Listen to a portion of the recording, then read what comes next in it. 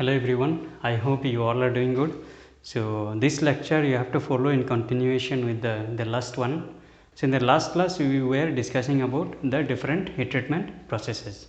So we will continue from the same point. So now we will be discussing about normalizing.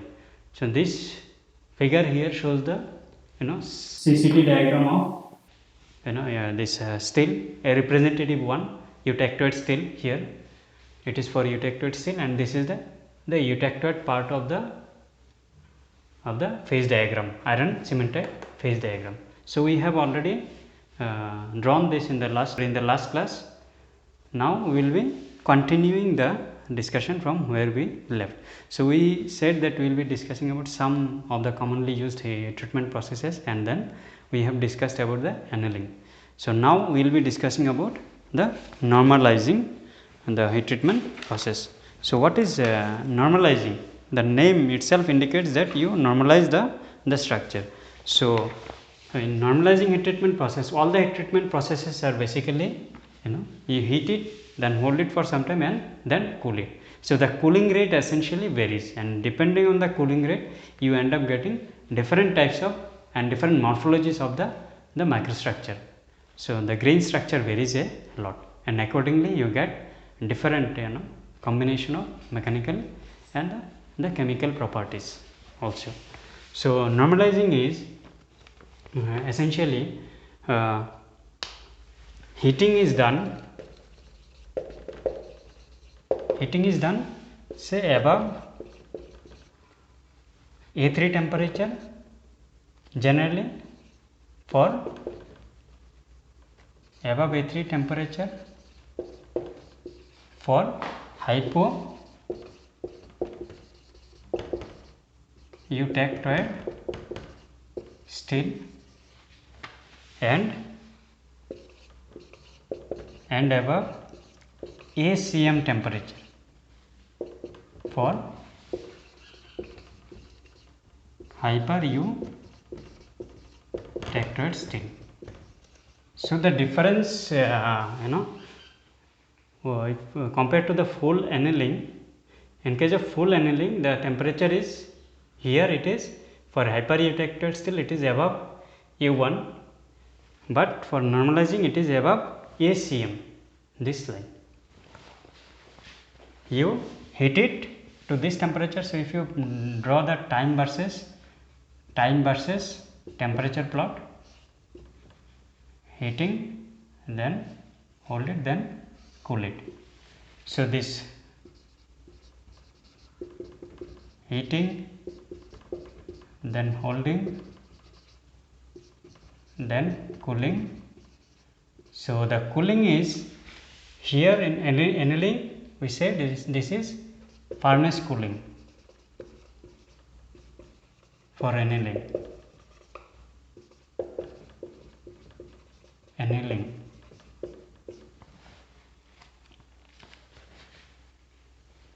But in this case the cooling is generally it is air cooling.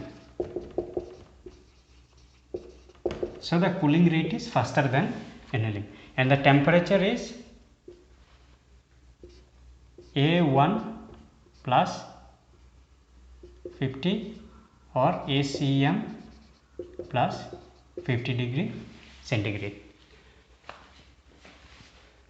Actually the temperature varies from 50 to 0, so heating above A3 temperature or ACM temperature, but it is plus 50 to 100 degree centigrade, above plus 50 to 100 degrees centigrade.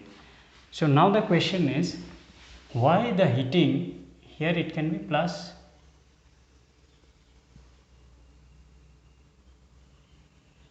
like this. So this is the temperature region for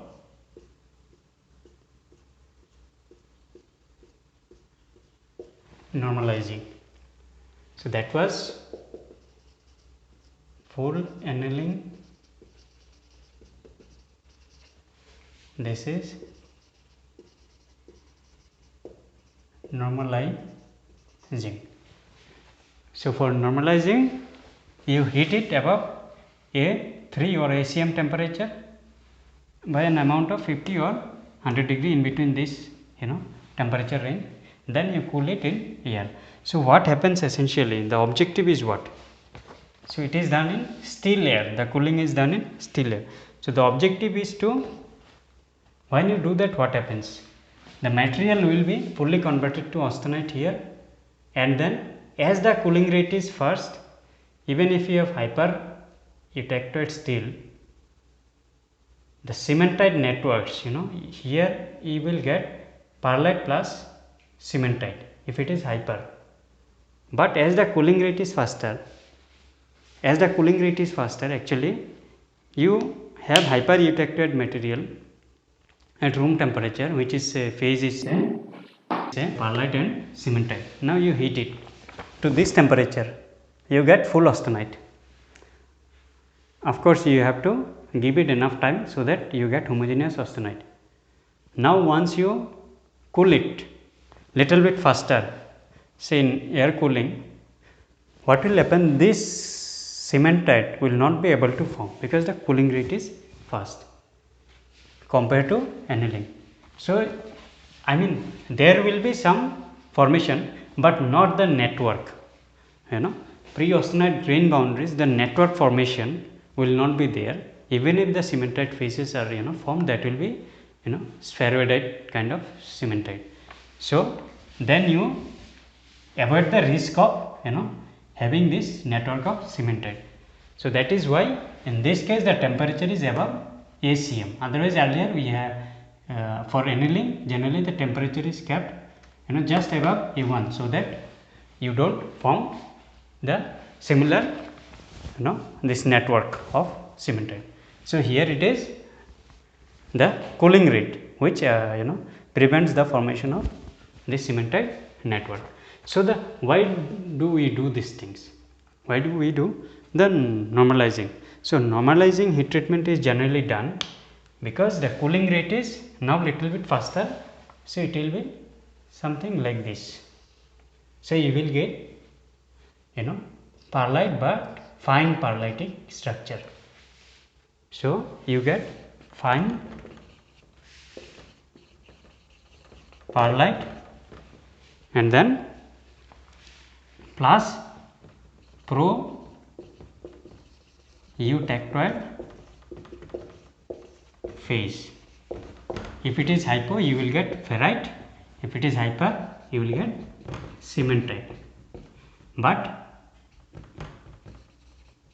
globular or spherical cementite. So it will not be network. I am repeating this term because people don't want network of cementite on the grain boundaries. You get fine perlite. Now as your material is fine, what will happen? You will have the grain structure will be finer grain structure, and you will have high strength. And if you have high strength, what will happen? The ductility will be less compared to annealing. Strength increases, ductility decreases,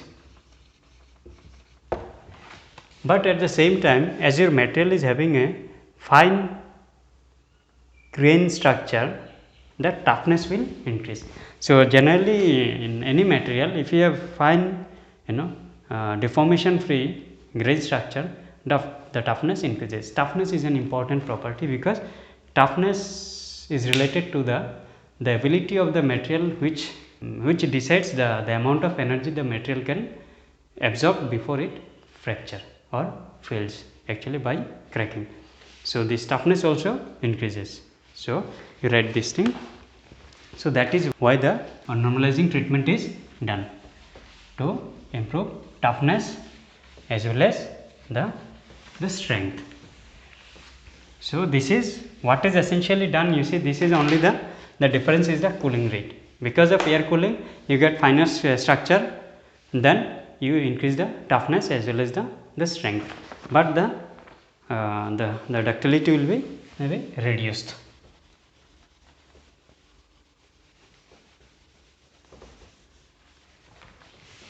Now if you see, other than normalizing, you note, let me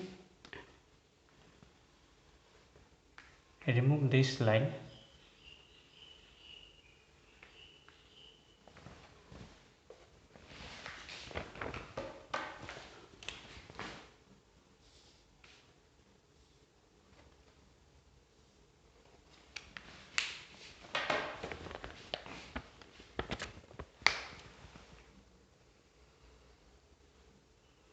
So this is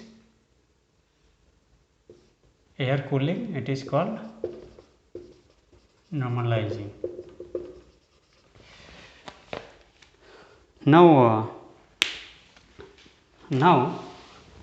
if you have a material, say palladic steel, eutectoid steel, if you want to make it very hard, different engineering applications require the surface to be very hard, especially when you have mechanical friction.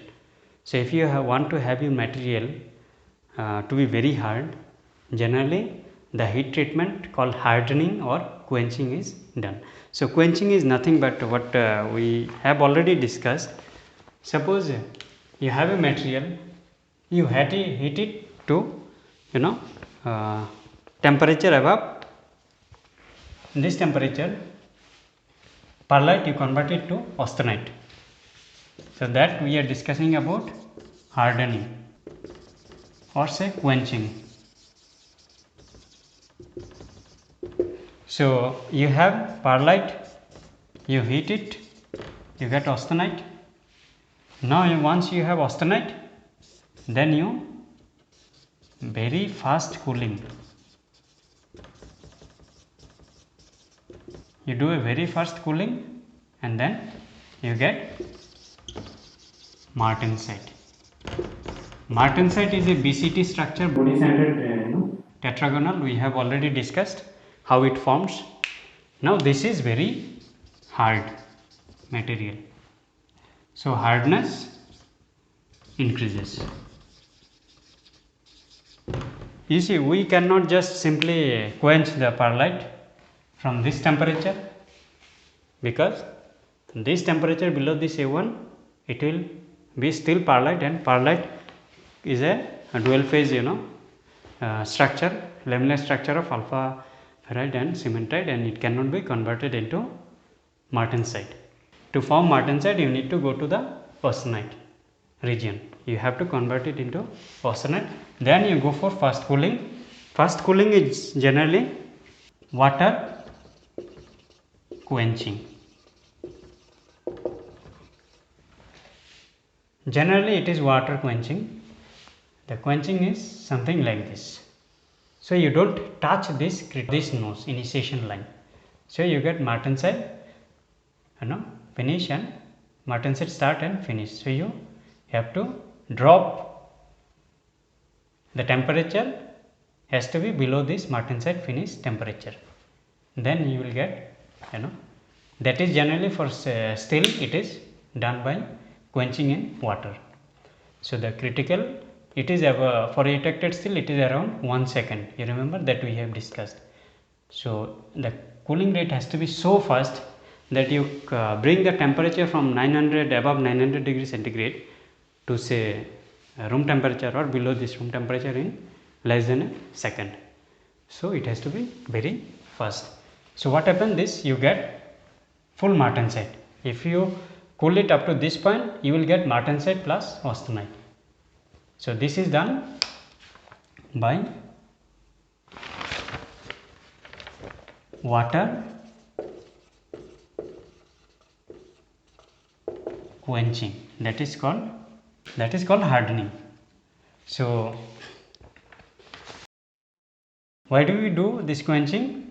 To make a structure very hard, because some mechanical components require very strong hardness. If your material is too hard, what happens? it becomes brittle also. So this martensite is generally brittle as well. So only hardness is not a desirable property. Hardness alone will not solve the purpose. In most of the cases, what is done to improve the applicability of martensite structure, martensitic material, generally the tempering is done. So tempering is another heat treatment process where you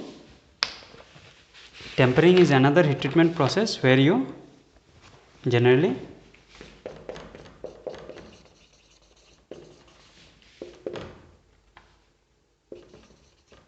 impart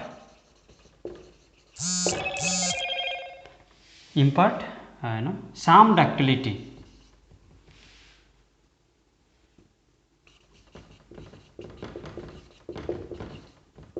in the quenched steel. So when you quench it, it becomes martensite, but when you temper it, then you improve the ductility a little bit. Please note that even if it is whether it is hypoeutected steel or hypereutected steel, it doesn't matter. In the beginning maybe it is hypoeutected steel or hypereutected steel, but once you homogenize the structure and form a complete austenite, now you quench it, you will get only martensite. You will not get this perlite or pro-eutected phase, because the cooling rate is very fast and will not allow the formation of any of these phases. So it is a diffusionless process. You will end up getting only BCT structure, the distorted FCC structure, which is equivalent to BCT, body centered tetragonal. So but there are some drawbacks, like because of a very fast cooling rate. When you do very fast cooling rate, thermal stresses may develop. Sometimes these thermal stresses can be so high that internally you may create some cracks in the quenched steel. So that is you have to be very careful.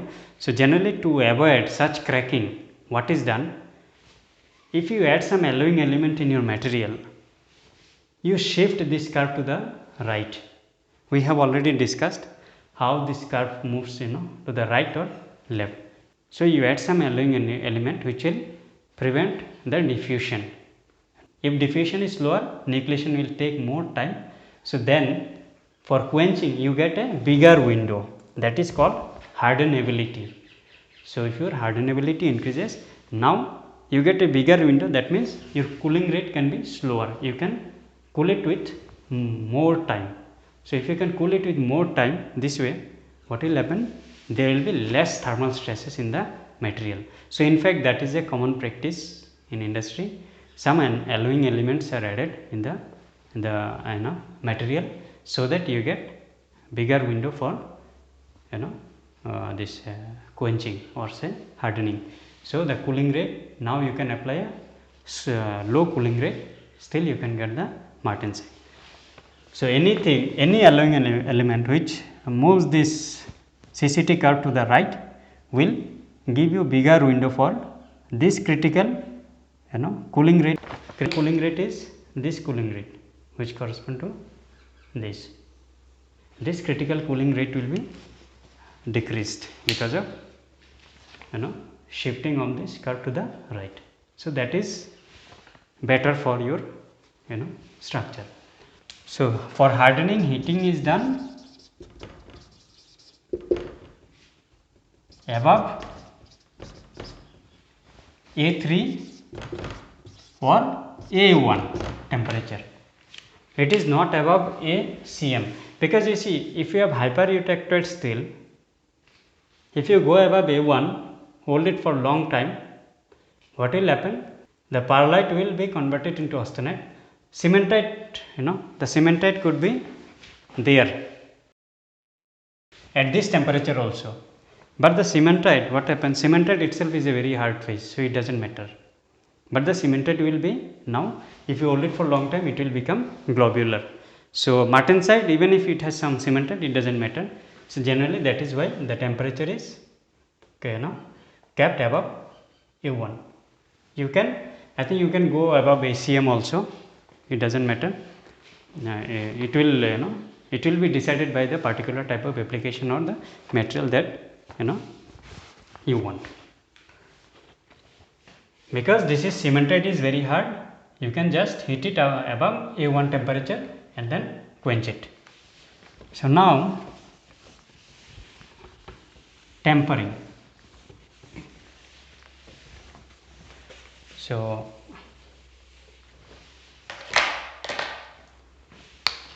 if you see tempering, as I said, it is done to impart some ductility that is required for application. It introduces ductility in the material. So generally for tempering, the heating is done for the steels. Heating is done around 400 to 500 degree centigrade. Of course, it depends on the type of materials. Sometimes it is done little bit above also. The objective is that you have martensite, and martensite is metastable. Martensite is metastable. So now if you heat it and hold it in this region, say it will be little bit more actually. It will be little bit more. Say in the heating in the alpha start temperature. So this alpha start temperature, if you heat it somewhere here,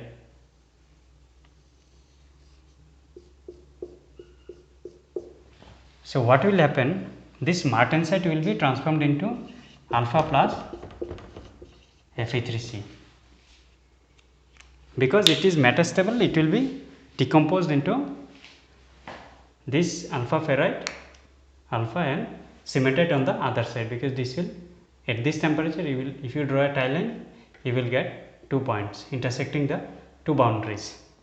So these alpha and Fe3C, but this is not pearlite. This is called tempered martensite. Tempered martensite, because pearlite has the lamellar structure of ferrite and cementite, alternate layer of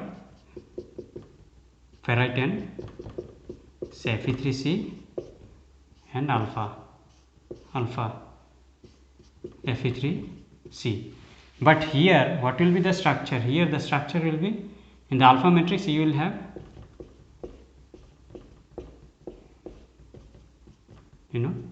fine particles of Fe3C. The matrix is alpha. So that is how. Now what will be the quantity of this Fe3C and this will depend on what temperature and how long you are holding the structure.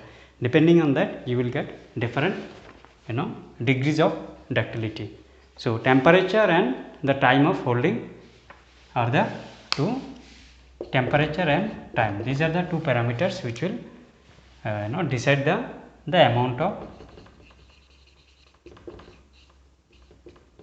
alpha and Fe3C.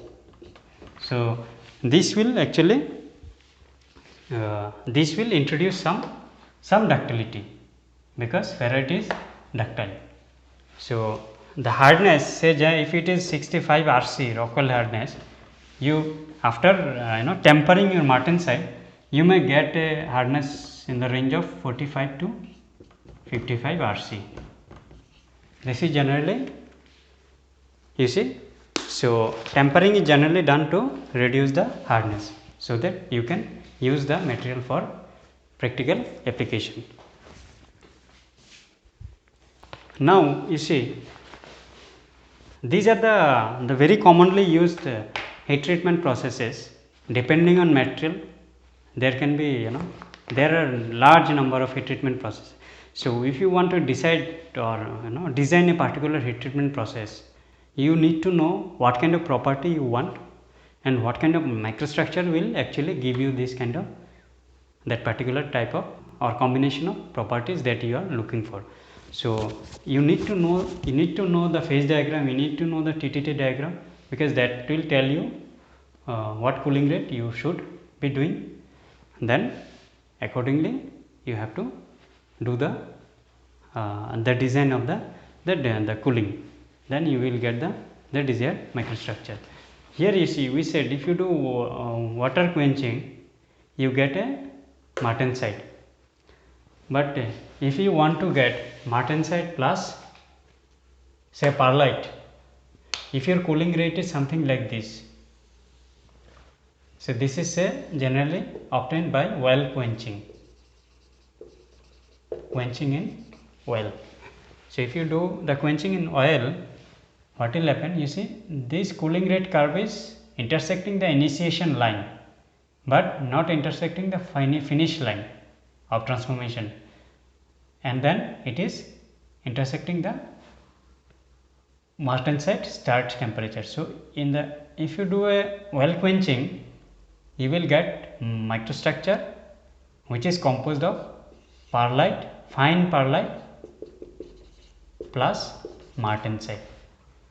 So depending on the cooling rate, you get a large varieties of structure.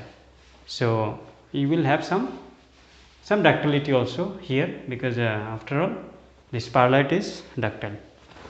Even if it is very fine, ductility will be less, but it will be ductile compared to this full martensite. So this is how you get the different microstructure. Now if you see in industry, very commonly many forming processes are used, say rolling, forging.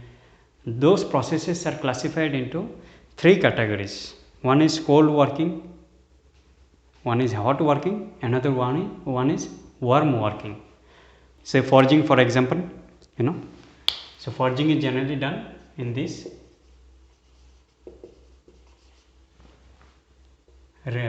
region. So you heat it. What happens if you heat the material? It becomes very easy to deform. As the temperature is very high, there will be no strain hardening, because at higher temperature you have got enough thermal energy. So dislocations or defects can easily diffuse and annihilate each other. So there will be no strain hardening. So deformation becomes easier.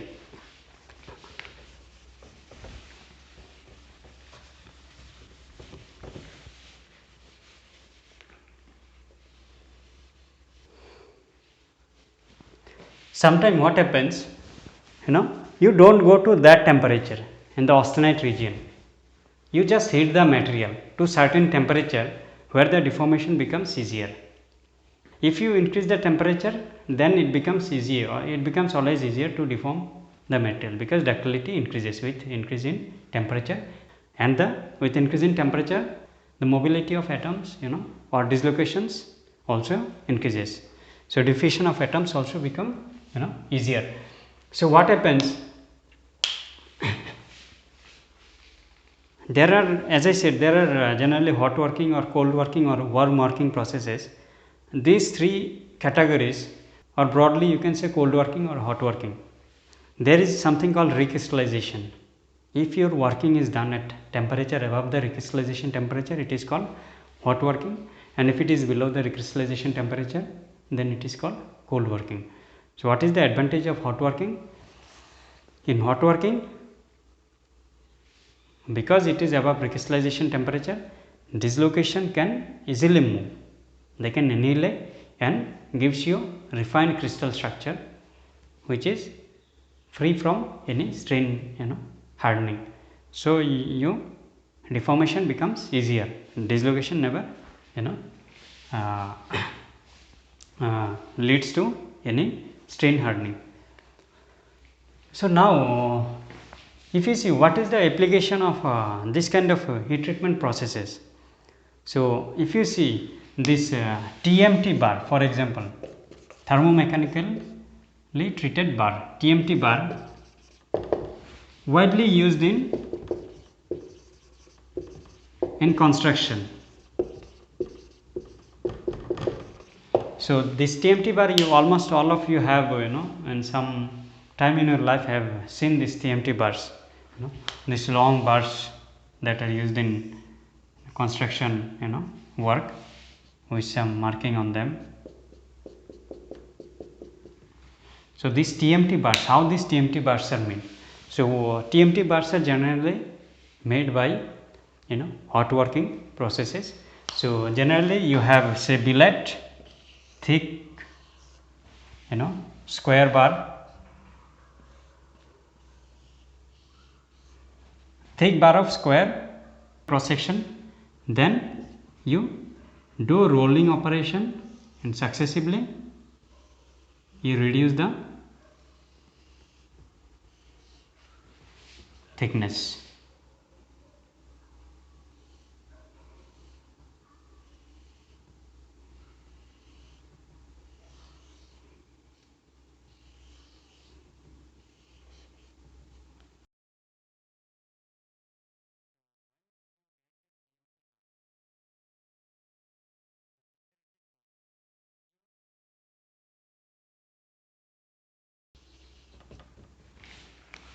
So these TMT bars are made by rolling operation, but when you make the TMT bars to get the desired properties, what are the desired properties? Generally in TMT bar, the surface has to be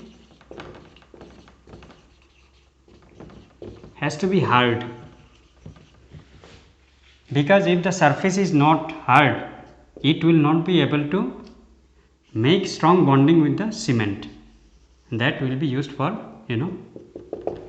making the construction. So the surface has to be very hard. Moreover, the TMT bar has to be flexible as well. It has to be ductile. So it is a combination of hardness as well as ductility. So how will you get this kind of particular combination of their properties? So this is done by particular type of heat treatment. So the surface needs to be very hard, and the bar has to be flexible also. So what is essentially done in order to get these things? If you see the cross section of TMT bar, the surface is made to be martensite, and the inner part is made to be perlite and this ferrite. So how do you get the perlite and ferrite structure for this martensite? That is very interesting. So that we are going to see how do you get these things. What happens? Suppose finally this is the final operation, hot working. After hot working, this is the final rolling operation, after which you get this is the bar, not TMT here, this is the bar, final rolling operation. After final rolling operation, this is the bar. So what is done? This bar is subjected to a water quenching. Water is sprayed to these are long bar moving continuously through the the system designed to feed this bar continuously from one process to another process. So water is sprayed, cold water is sprayed over this bar. So what happens when you spray cold water? The bar is at say 900 degree centigrade temperature. Now if you spray cold water and it is moving very fast, so what will happen? The surface of the bar will undergo quenching, and then it will form martensite on the surface of the bar. So because of water quenching, the surface of the bar will become very hard, but the core of the bar will still be at very high temperature. So when it continues to move along the manufacturing path, subsequently what will happen, because of the heating of this martenset's outer layer by the temperature of the inner core, this martensite will experience some tempering. So that is called self tempering. So the first stage was quenching, then it continues to move to along the manufacturing path. After further time, the remaining the material will be converted into coarse perlite and then ferrite, because generally this TMT bar is hypoeutectoid steel, around 0.3% carbon steel. The TMT bars are made from around 0.3% carbon steel or 0.25. So what happens, you see, this is a very nice example. You do the continuous rolling operation. Once the final rolling is done, you spray cold water, so the surface becomes very hard because it experiences a quenching operation. Martensite is formed, but the inner core, which has high temperature, the heat will be released and it will try to heat the outer surface of the the bar, which is martensite, and it will temper the martensite. That is called self tempering. So you are not inducing any additional heat source, or you are not subjecting the bar to additional heat source. So this self tempering will induce some ductility in the martensite. But now if you allow this rod to cool in the air, the inner part, the hot part, will become perlitic, coarse perlitic structure. It will follow something like this kind of coarse perlite, and then you have some alpha ferrite, because the starting material is this hypoeutectoid steel. So this is a nice example. You see, only by doing some heat treatment you get the desired properties, and this is very widely used in construction industry, and there are a large number of industries.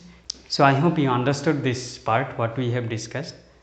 So this TMT bar, as you see, steps involved are quenching,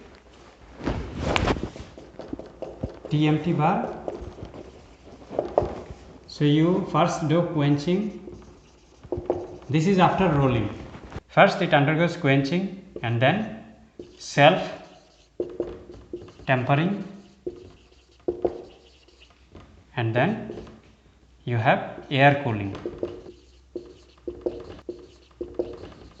So this quenching causes martensite formation,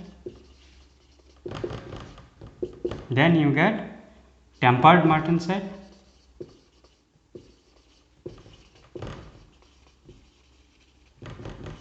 then air cooling gives you perlite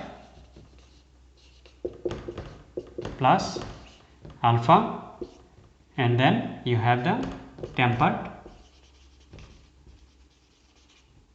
martensite.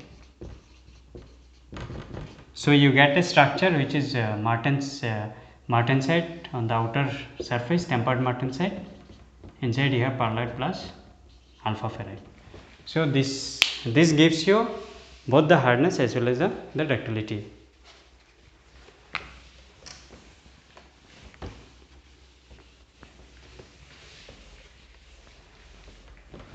Many mechanical deformation processes or many forming operations are done at temperature where there is no substantial recovery or annihilation of dislocation. That is called cold working. So in cold working, the temperature can be high, but the temperature is relatively low compared to the hot working. So what happens in cold working, as the temperature is low, so if you do successive rolling, your material will become very strong, because large number of defects are being created which are not able to annihilate each other.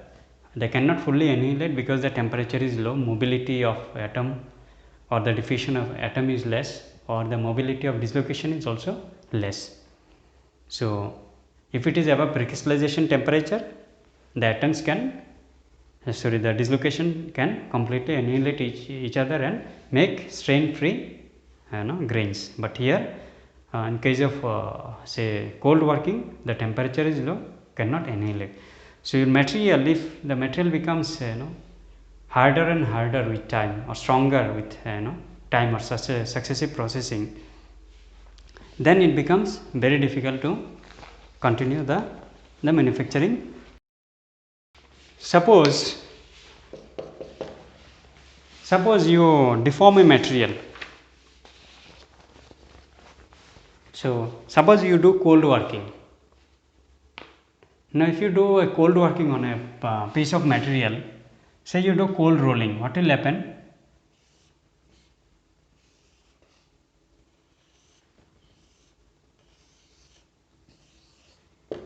If you do cold rolling, say reduce the thickness. If these were the grain structure,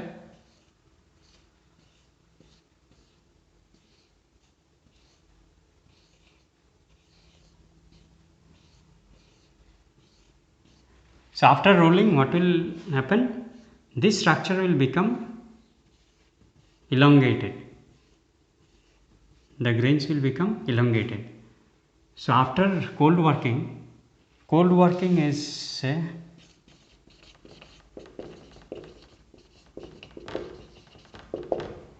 temperature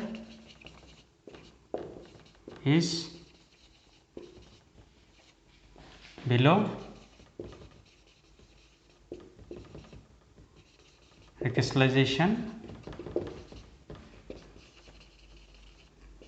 temperature. So you are doing rolling. So this is cold rolling. So if you do cold rolling, the grains were almost equiaxed here. Now it will become directional, elongated. The grain will be elongated along the direction of rolling. So the structure, it becomes anisotropic. That means the resistance of the material in this direction and in this direction will be different. The strength of the material will vary in different direction. So now to improve the mechanical properties of the material, if you do cold working, you can do different types of heat treatment. So when you do cold working, what will happen? Essentially you will introduce large number of defects in the material. So the defects are point defects,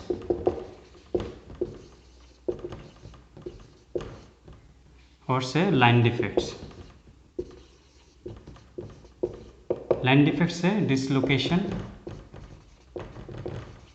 point defects say vacancy,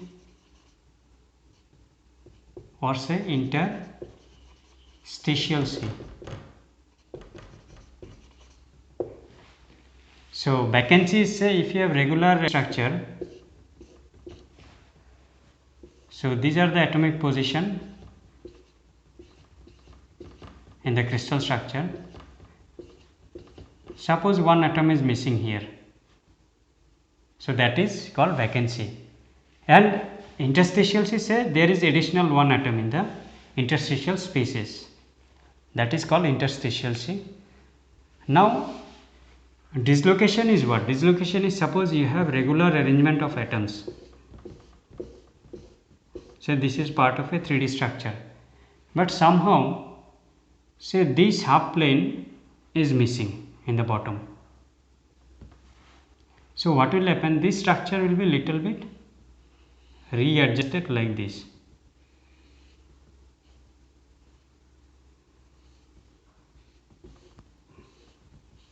So this extra half plane, it is a 3D structure.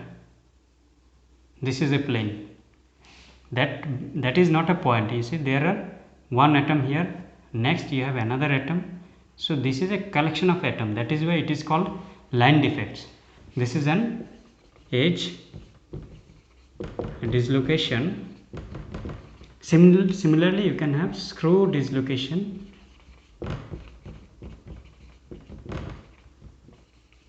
also.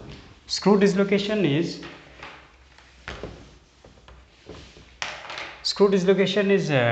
it is difficult to draw, but say suppose you have a crystal structure,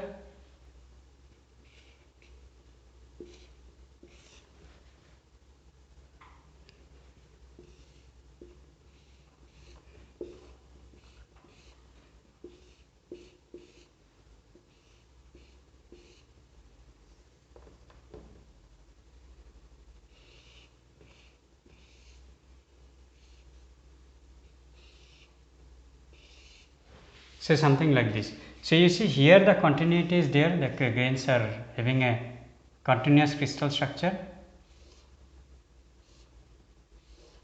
So these are atomic position, but what happens if you take a round around this path, you end up moving from one plane to another plane. So in this direction, so you start from here,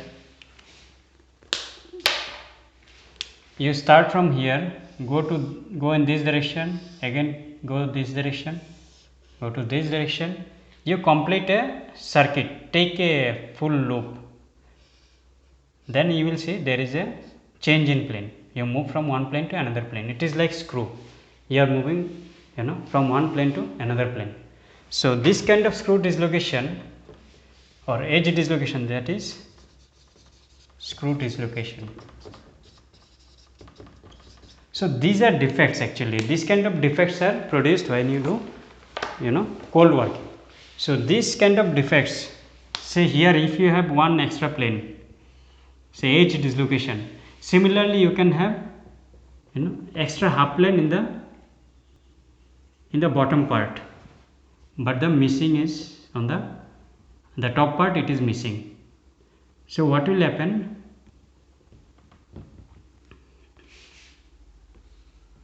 If there is such, there will be some rearrangement of this plane.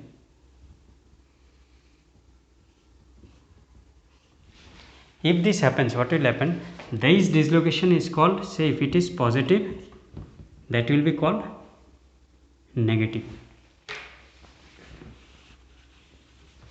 That will be called negative dislocation. So positive and negative dislocation, if they are moving on the same plane, they may come together and make a complete continuous plane like this. So what will happen? That is called annihilation of dislocation. So when dislocation annihilate, then it becomes soft.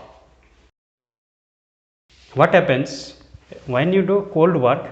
There will be large number of defects, either vacancies or interstitials or screw dislocations or edge dislocations.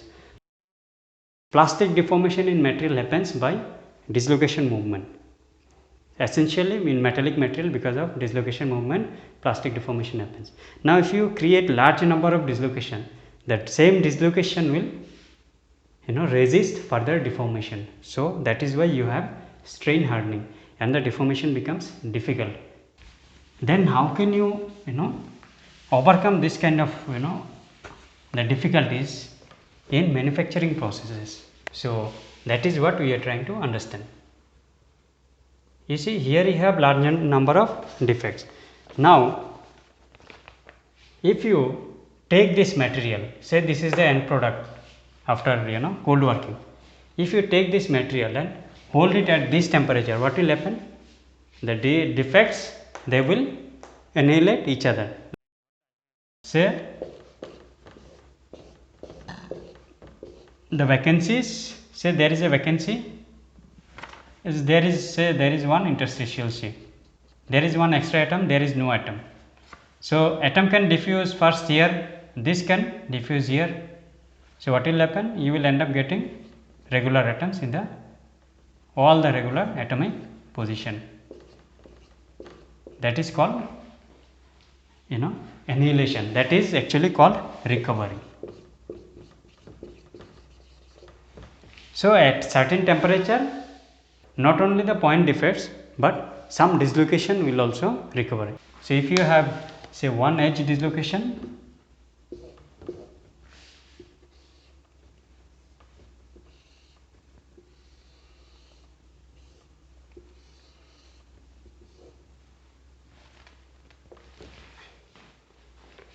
so what can happen? It can mix with another edge dislocation and make a complete structure. Thereby the dislocations will be gone. So you end up getting a continuous uniform crystal structure. But if it is not so, what will happen? If there is one say extra half plane of atom, so essentially here if you see this is missing, so essentially what happens, if you see this region gets distorted. You have atom here, here, maybe here, here, but here you don't have atom which was missing, and it is the same for the whole line, which is the dislocation line. Then you end up creating some energy. This will be distorted, lattice parameter is distorted here, so there will be some strain energy associated with it. So this strain energy, when they annihilate each other, this strain energy will be released, that will be reduced, and that is the driving force for recovery. So the recovery, the driving force is the strain energy. Energy is the driving force. Similarly, so what will happen in the case of recrystallization? Now you have this structure, say elongated grains, anisotropic grains, anisotropic material, because these are elongated, their property will be maximum in one direction, maybe minimum in other direction. Now the defects are less because it has already undergone some recovery. Now what will happen if you hold it at higher temperature? Now these grains will be replaced by deformation free grains. The size will be similar in all direction, that is called equiexed grains. So that is called recrystallization.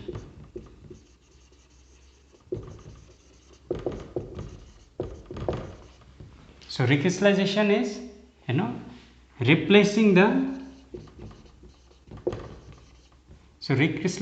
replacing the the deformed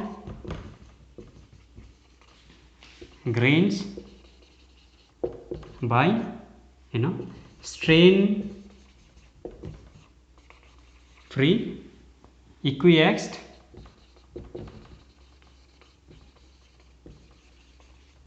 grains.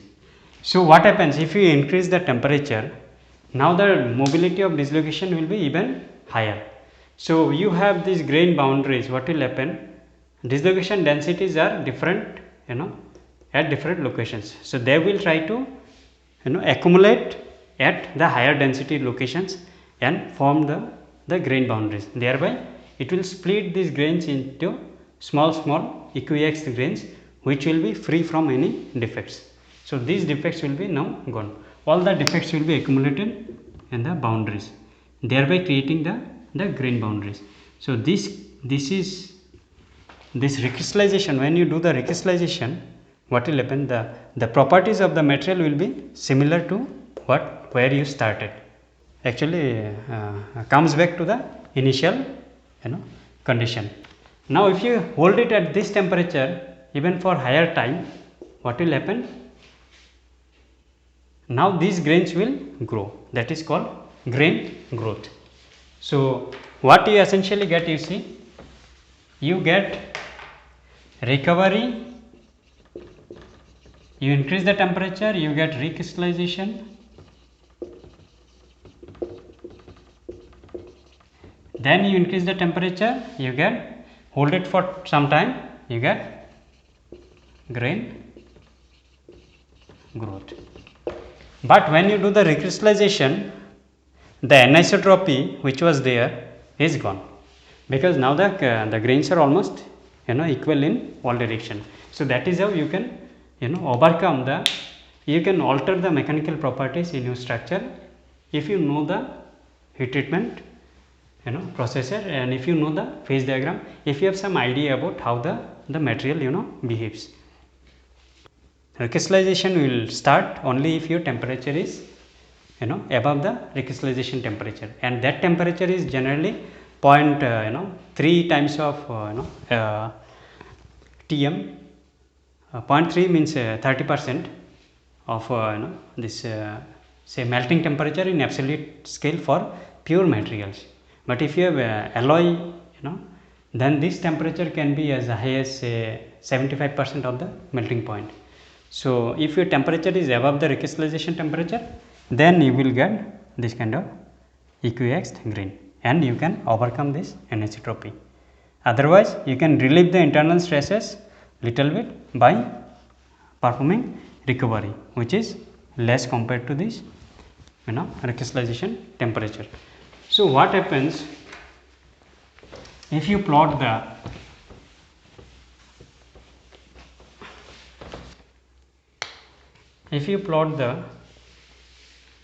variation in say mechanical properties, say ductility, and the percentage of, if your cold work percentage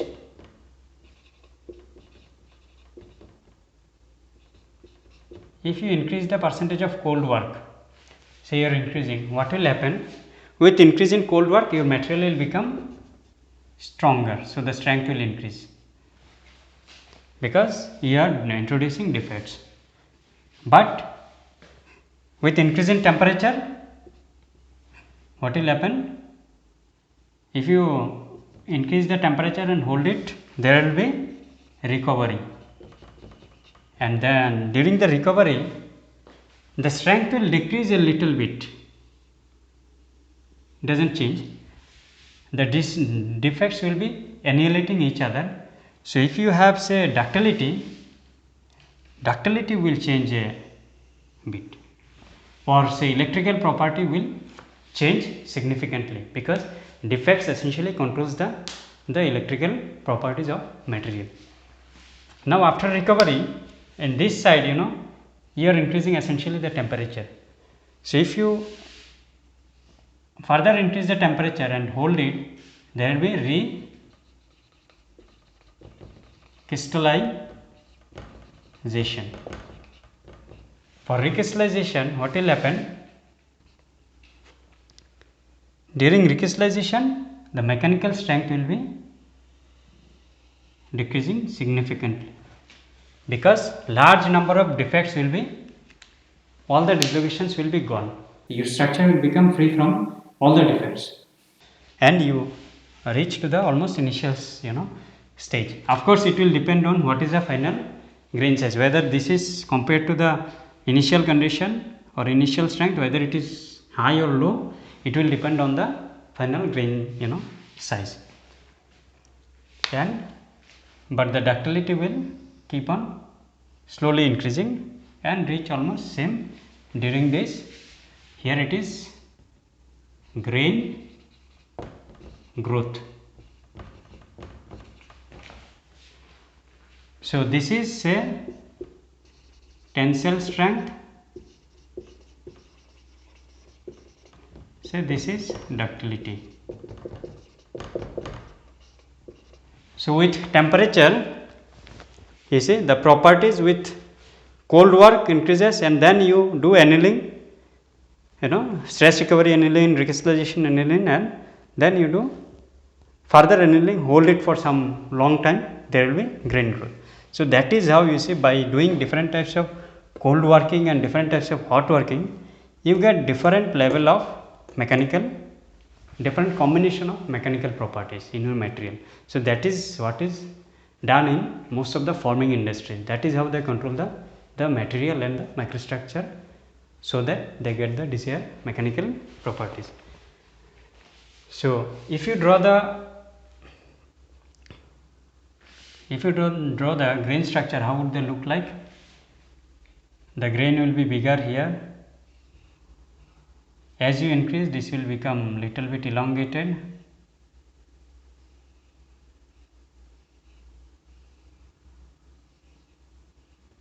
The grains, and there will be more number of defects in the material. Defects are shown by these dotted points.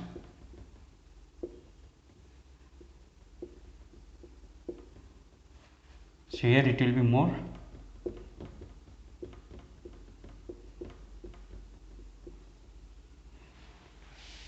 Recovery, the same grain structure. If you do this much of cold work and then do the recovery, or this much of cold work or then do the recovery, so this crystal structure will be here will be the same. Only the defects concentration will be reduced.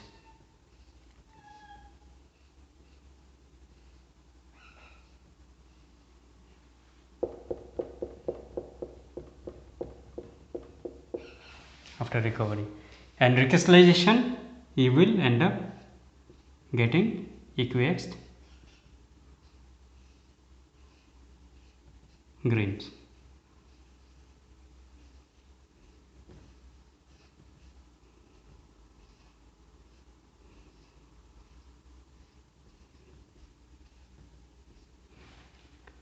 And then grain growth, these grains will become bigger.